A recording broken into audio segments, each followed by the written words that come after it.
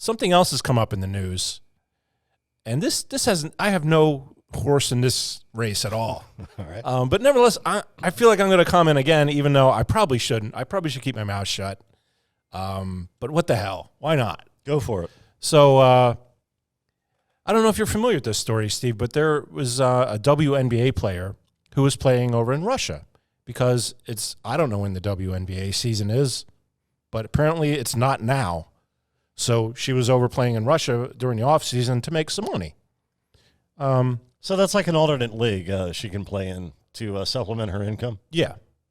And I'm familiar with there's a Russian hockey league, and a lot of Canadians and Americans go over there and play either at the end of their career or, if they're just shuffled out of the NHL. So I'm familiar with this sort of thing, and I didn't think anything unusual about it. But then she got arrested for having marijuana vapes and in Russia.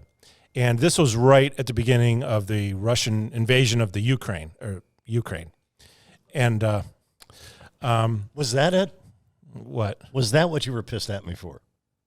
Pointing out that you were saying the Ukraine versus No, Ukraine. you have to go back and watch it. We had a couple disagreements in the last few weeks. There's nothing to worry about, dude. But so she got arrested, right, for drug possession. Okay. Right? And the situation in Ukraine is complicating things because, you saw Midnight Express, right? I haven't, but I'm familiar enough with it. Yeah. So normally the American embassy would be trying to get her out of there. Because in America, having marijuana vapes is no big deal. Yeah, if they find you with some and you don't have enough, they give you more. Yeah. Not the same in Russia, though. They take a dimmer view of that sort of activity. So normally the embassy, the consul, I don't know, whatever, would be involved. But because of the situation going on, it's complicated, to say the least.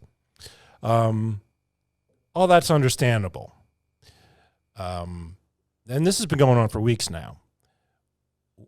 What bothers me is I'm seeing coverage of this has all of a sudden been turned into this is only happening to her because she's a lesbian, and this is only happening to her because she's a woman. Either one of those things. And what particularly has come up is she only had to go to Russia because the WNBA stars don't get paid what the NBA stars get paid. And that's the real issue here, Steve, is gender pay inequality.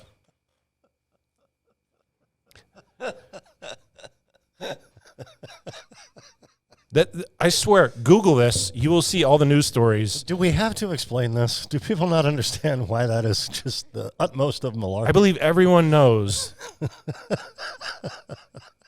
Here's something that CNN posted today. Okay. All right. The vast salary gap between NBA and WNBA. By the way, shall we say that the NBA, forget the Premier League, forget the NFL, the NBA is the only global sports league. Yeah. And I'm pointing this way because there's a screen in front of us. That right. probably looks really weird on camera that I'm pointing off into the distance. But well, Chris is just showing me where to look. Yeah. But this because I was stunned when I heard the angle people are taking on. No, I highlighted something here, Steve. It Yeah. says I can't read it. Maybe you can from here. The NBA the NBA minimum player salary is more than quadruple that of the WNBA. And I'm sure so is the revenue for the NBA. Well, I'll get to that, Steve. Okay. But they're kind enough to give us the minimum and maximum salaries here for us to compare. And they say more than quadruple. Now, the minimum salary in the NBA is, what does it say there, Steve? $58,710. That's the WNBA. WNBA. $58,000. And the NBA on the other side there, $925,000. Now, by my math, that's 15 times. So they are not incorrect by saying more than quadruple. Yes, 15 is actually more than 4. So thank you, CNN, for the insightful commentary. Now, Steve, obviously what they meant was that the WNBA minimum salary of it's 200 something, you can see on the screen, is more than quadruple the NBA minimum. So they're comparing the WNBA maximum, the maximum to with the NBA minimum, but that's not what they said. And this sloppiness is indicative of the whole reporting of this freaking situation. And that's what I'm fed up about. It's sloppy reporting. If you really wanted to compare these things, as Steve said, you look at the salary as a percentage of the revenue that the league brings in. That's the only way to compare this. That's how salary caps are calculated. They figure out how much revenue the league made the year before. They take the percentage that's agreed to in the collective bargaining agreement, and that's how you calculate the salary cap, and that's what everyone's salaries are based on. This comparison is ludicrous. It's meaningless. And it's divisive unnecessarily. As you said, everyone knows this. We're pointing out the obvious. Right. Why are they reporting it to us? Why don't they show us the revenue figures?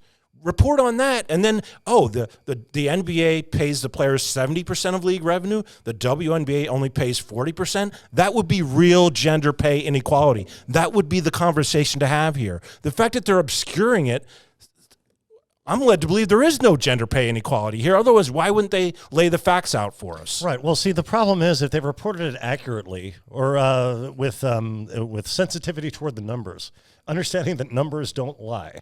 Right. If they did it that way, there would be no victim. Yeah. There needs to be a victim for this to be a story. Yeah, exactly. That's what this is. That's all I have to say. Well, I'm glad you said that because I knew nothing about this, but this is insanity. And you see this sort of thing all the time. People talk about the differences between pay, and a lot of times there are factors that are not brought into the story at all, relevant factors. I mean, I don't know who wouldn't, as you said, why do we even need to explain this? It's so freaking obvious. Anyone with half a brain can see the difference here. I guess that's it for the EIB network here. Checking out.